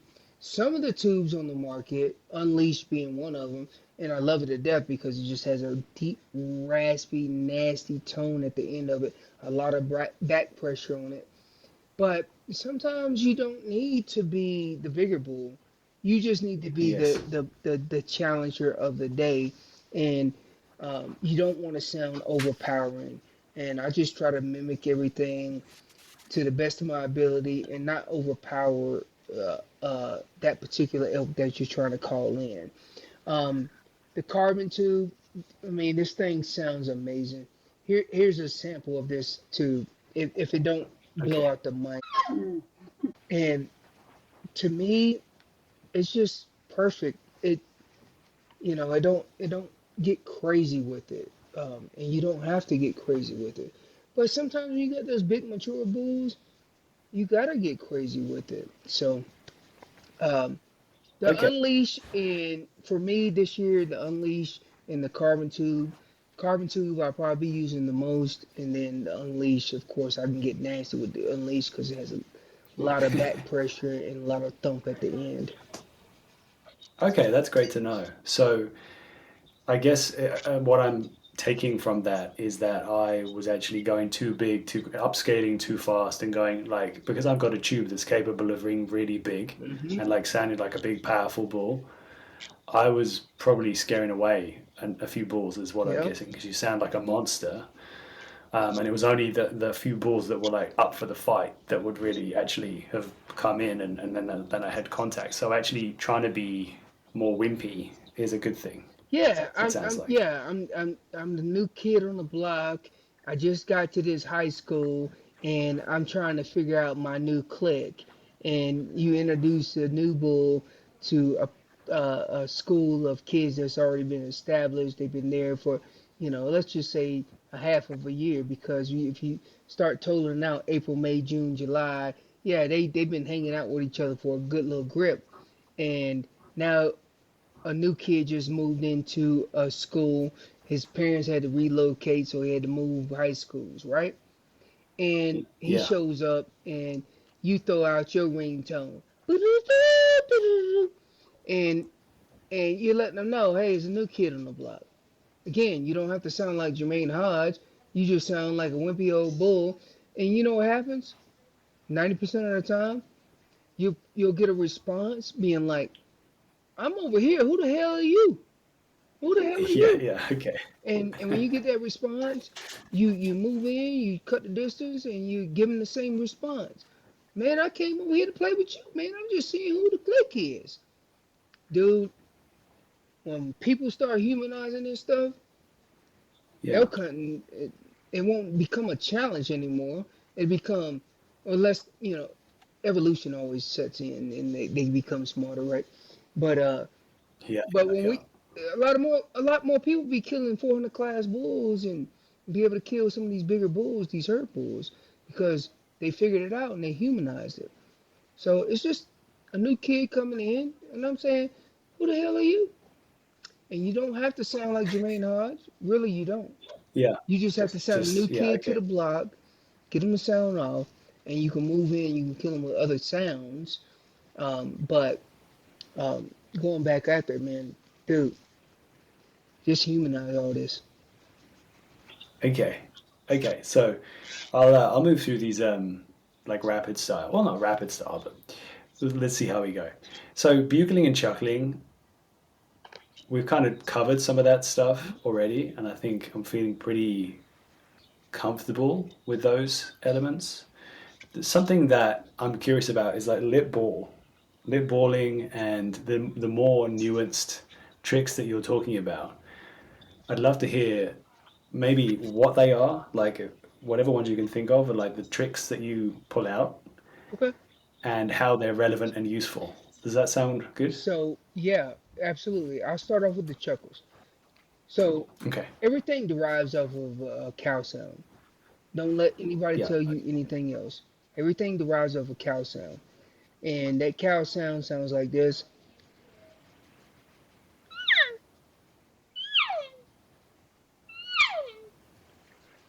And if you cut that in half, I think you just went Oh, to the other mic. speaker. Can you hear me? I can hear you fine, yeah. Can you hear me? Yeah, my headphones went dead. Babe, can you That's all plug these good. up for me on your fast charge? Everything derives off of cow sound. I'll speak a little louder so everybody can hear me. And if you cut that cow sound in half, you get this. And that's that calf sound.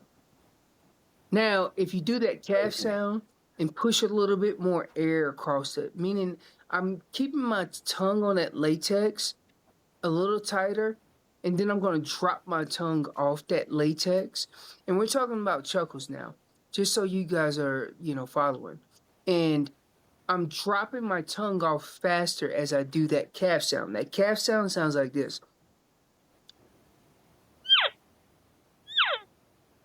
And as I'm doing that calf sound, I'm pushing more air, and I'm also dropping my tongue off that latex, but I'm making a cadence.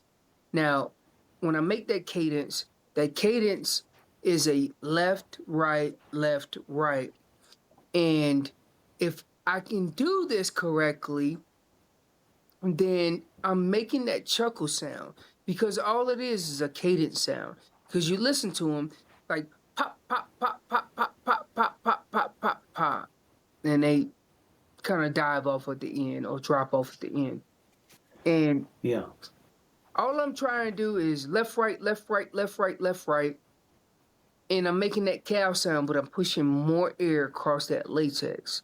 Now, when you amplify it through a tube, it should sound something similar to that chuckle, which sounds like this.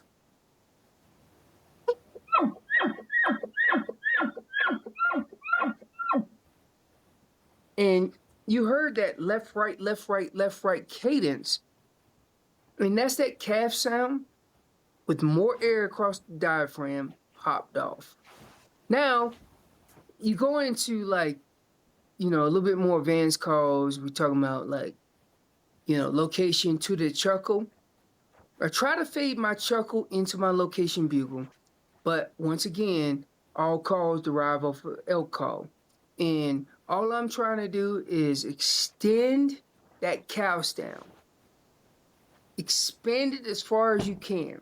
And that's done literally with a cow sound, keeping the same tongue pressure as possible, the same air pressure, and then drop off at the end, and then add that lip ball. I mean, not lip ball, but that chuckle. And it sounds like this. Okay. Without the tube. Because all the tube is an amplifier. Without the tube, it sounds like this.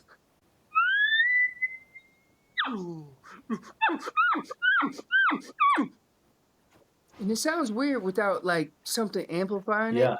But all I'm doing is honing my skills to be proficient when I amplify it, right? And then when you throw your bugle tube through it, it amplifies the sound. It sounds like this.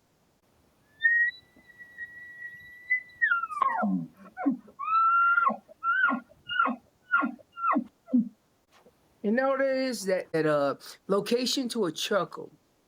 Now, Yes. when you get into that lip ball spurry, and that's like last step that I take before I move ground.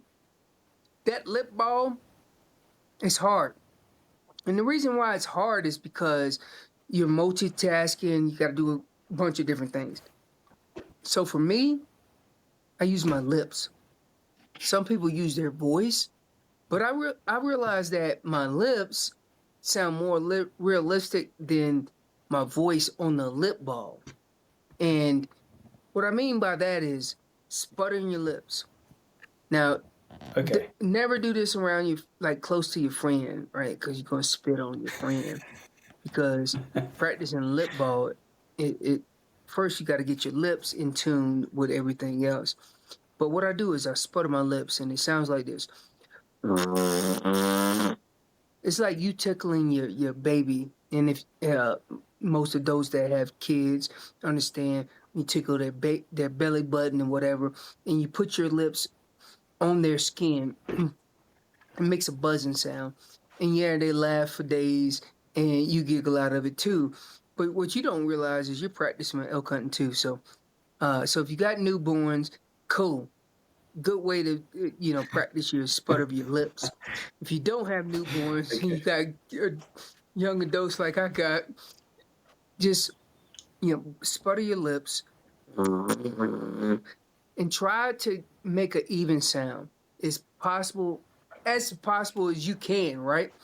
But then you got to throw that cow sound. So that cow sound, the elongated cow sound, and then you got to sputter the lips without the tube. Never do this with the tube. We're going to do this without the tube so you can practice, right? It sounds like this. Okay.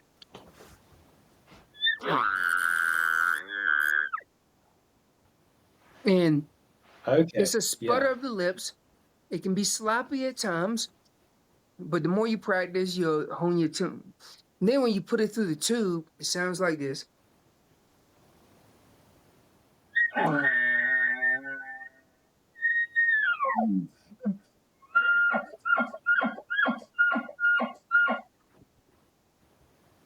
And you put it all together. So the location bugle, the sputter of the lips, and then you chuckled at the end. And there's a time and place for that stuff. And if they're not lip balling at you, I recommend don't lip balling at them. I never want to overpower them. I want to stay at their same level. And understand this too. You get big 6 points, 7 points, herd bulls that are dominant and very, very vocal. Those bulls, is hard to overpower those bulls. So screaming at those bulls as much as you can, it's fine. But screaming at like a 6 point that really ain't developed yet, it's a time and a place. Remember I said it's chess, not checkers. And it's a time and a place for that. And sometimes screaming at those bulls won't benefit you as much as those bulls that are very vocal and, old and mature, because those old mature bulls always make that lip ball sound. And it's hard to mimic that. We just try to come as close as possible, but for us, it's always harder to mimic that because we'll never sound as good as them. So I hope I answered that question to the best of my ability. Yeah. Oh, so good. It was amazing. It's so amazing to hear you execute these calls. It's inspiring, I gotta say. So you mentioned big herd bulls and then satellite bulls. Do you mind giving a quick suggestion of different ways to approach those two? What's your go-to toolbox if you're trying to bring in one versus the other? I'm actually glad you asked me that because I kind of veered off subject a little bit because I break September and October down a little bit differently. So for me, I think, depending on when the season starts, some states in the U.S. start a lot earlier, like in August. And we used to here in Colorado, but they start September 2nd. So I think the last week of August to the month of September, the 10th, is kind of like I like to draw that line. Like it's between the 10th and 13th is it's a gray line between that point. The very first of September, late August, early September, I've killed a lot of bulls with bugles. And you got to understand that the heat of the rut, it's a lot of bulls that are still scrubbing velvet off their antlers right now. Testosterone is building, and we're at the tail end of them scrubbing their antlers and their antlers being all brown and whatever from tree sap and whatever. Yeah, okay. But what we fail to realize is that time of the month, remember those high school students that were together and they were hanging out in groups? Well, those guys started smelling themselves, so they started kind of separating their ways. That's that older that's that older platform, right? They get a little older in high school, they chasing girls, they got different things they want to do, but they never venture away like too far from each other. And all you Yeah, trying to yeah. do in that part of the season is introduce that new kid to the playground, meaning that new kid to high school that they've never heard. Because what you'll do is you're sparking interest off of one of those bulls. So a lot of my big bulls that I've killed has been early September, between the 6th and the 13th is right around the time frame of where I've killed a lot of my big bulls. And after that, I break the season down, and you can take it for granted. I said the 10th to the 13th is that gray moment. The 13th through about the 21st is like that crazy moment where you can introduce any sound you want to, because it's going to attract a lot of bulls. Doesn't mean it's going to be their herd bull, but it's a lot of bulls that'll be interested. And those satellite bulls, if some of those big bulls started already cowing up, some of those satellite bulls will be interested. And believe it or not, I'll show you afterwards. Believe it or not, there's a lot of satellite bulls that are on my walls right now that are just as big as the herd bulls. And you got to understand that you're hunting, and if you're trying to fill a tag, maybe a satellite bull is what you're looking at. And then if that's it, he may be a 5-point or he may be a giant 6-point. We don't know. So we play the game. So I mix up my calls during that season, the 13th to like the 21st. At the end of the season, going into October, September. We were just talking about September. So from the 21st to like the end of season, going into October, even first season rifle and the rest of the season, I'm heavy on cow calls. I'm doing more cow calls than I am doing bugling. And the reason being is because that time of the season, a lot of these herds are already bunched up together, and you have a lot of satellite bulls that are still interested. And maybe I can fool them as one of these cows got a lot further away from that herd bull, and I fool him. But best believe a lot of those bulls in the late season come in quiet. And that works for every season. I mean, everything that I'm breaking down right now, but they'll come in quiet. And then that goes for the, October seasons. I've called bulls all the way out to November, late November, but remember that their tone changes. They ain't in the same tone as they were in September or early October. They in that, hey, we over here, come chill with us kind of mode, or hey, the cows are talking, hey, come on over here, it's refuge with us kind of thing. So you got to understand the They're time not of in the fighting seasons. mode. Okay, so they're not in fighting mode. They're not. Yeah, they're more just looking at like They're always talking, group think. and I never leave. Yeah, I okay. never leave my tools at home, meaning my calls. I never leave them at home because you never know when I might need them. Yeah, there might be a perfect moment, and then if you don't have them, you can't use them. Right. There you go. Okay, so often I've seen when I'm watching videos, a shot gets made on a bull. The person who's doing the calling immediately rips a couple of cow calls. What's the thinking with that? Okay, I already got you. Like a lot of times, like for archery, for example, like a lot of times they don't know what hits them. So when they boogie off after you hit them, if you cow call, it might allow them to say, dang, I don't know what really hit me. And they look back and they stagger around for a little bit and they drop in sight. Same goes for rifle. If you hit them and you hit them good, of course they're going to stand there. But a lot of times you're just trying to calm the situation down and make them rethink what they thought already. Right? So, yes. For example, you hit a nightclub, everything starts going rowdy. there's bulls bugling, there's ladies screaming, and then there's shots fired out. And you don't know, you just trying to find your friends, and next thing you know, you look down, you stop for a second, look down, and you're bleeding, right? Yeah. It's the same thing as like elk. You're just trying to calm them down. So you make some cow sounds to let them know that, hey, everything's copacetic, everything's good. No need to worry about anything. And before you know that it, makes sense. he fell over in sight. Then that, ultimately that's what we're trying to achieve, because they're hardy animals. Our arrows and our bullets can do so much, but I tell you, if you don't put it in the right place, they could run for days. Yeah, for sure.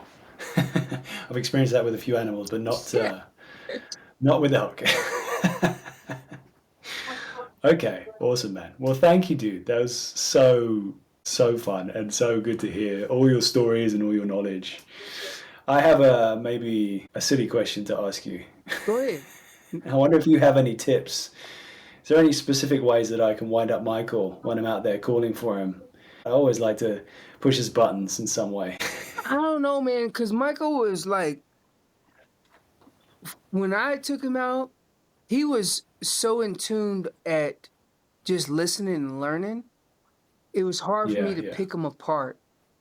And when I would tell him something, he would just listen. Like, for me, that question is a full glass, and I can't drink it.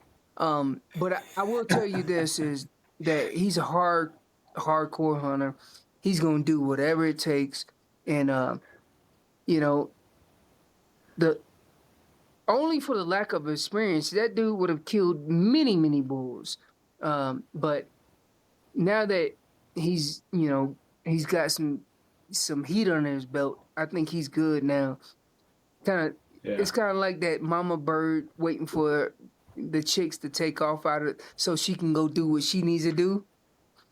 When I took him out, I was like, okay, I'm that mama, and I gotta coach him into it.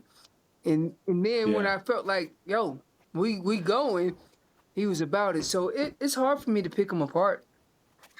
I think you've already answered my question. I'm going to call him Baby Bird from now on. That's his nickname. Baby Bird. Baby Bird. But next thing you know, brilliant. He kills an elk, and it's like mama looking at Baby Bird fly away, It's like, okay. You can only feel proud. Okay, dude. So to wrap up, how can people find you, follow your stories? Maybe if you want to send them anywhere, websites, Instagram, YouTube. I know you create a lot of content and you have a lot of really helpful intel out there for people. Where should people go? Well, I got a bunch of videos online. I got some with Phelps game calls. You just type in Phelps game calls on YouTube. I got some with Hunt Stand that I've done with Hunt Stand, and the one video is called Coach. That's a really good video for newcomers that are trying to get to accomplish something that can't be accomplished. You think it can't be accomplished, but it can be accomplished. So that movie is, one of my top films. It's called Coach on Hunt Stand. And then I also have my own YouTube platform where we do seminars and stuff, and we film those. And it's just about giving back to the community. And I know, all the failures that I've, been introduced in life. If I can help somebody be a little bit better, that's what I wanted to do. So it's called Colorado High Altitude Hunters. And you can find us on YouTube. And some of the seminars that I've done, you'll enjoy them. They sound just as good as what you might heard tonight. And then if you wanted to reach out on our website, coloradohigh2hunters.com, look us up. And you can follow me on Instagram or Facebook. Just look up Jermaine Hodge. And if you don't see an elk or a deer, well, there you go. Dude, epic. Thank you, man. I'm feeling super pumped, first of all, and a little bit more prepared. Yeah, I'm going to listen to this on my travels over there as well. I'm going to listen to it again. Hopefully, I can be part of some glory for Michael this season. All we try and do is be a little bit better every day. That's it, buddy. Yeah. Yeah, man. Awesome. All right. Well, thanks very much. All right. Have a good day, man.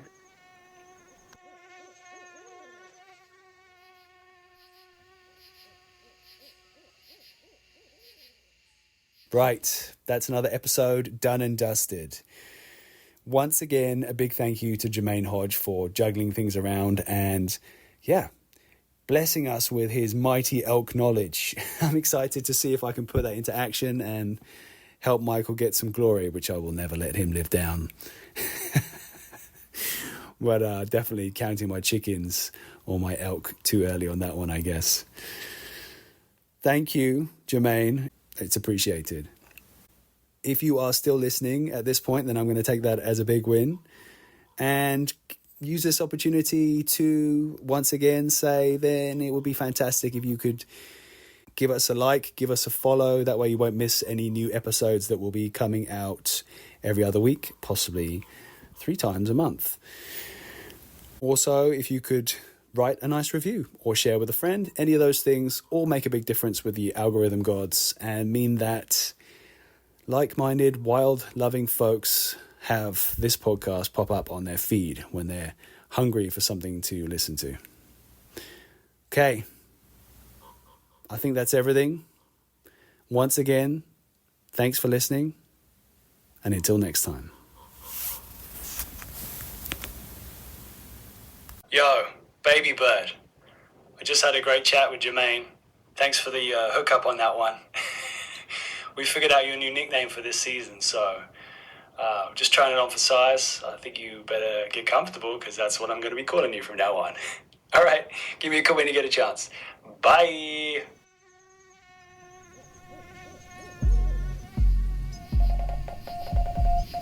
Welcome to the Wild Dispatch.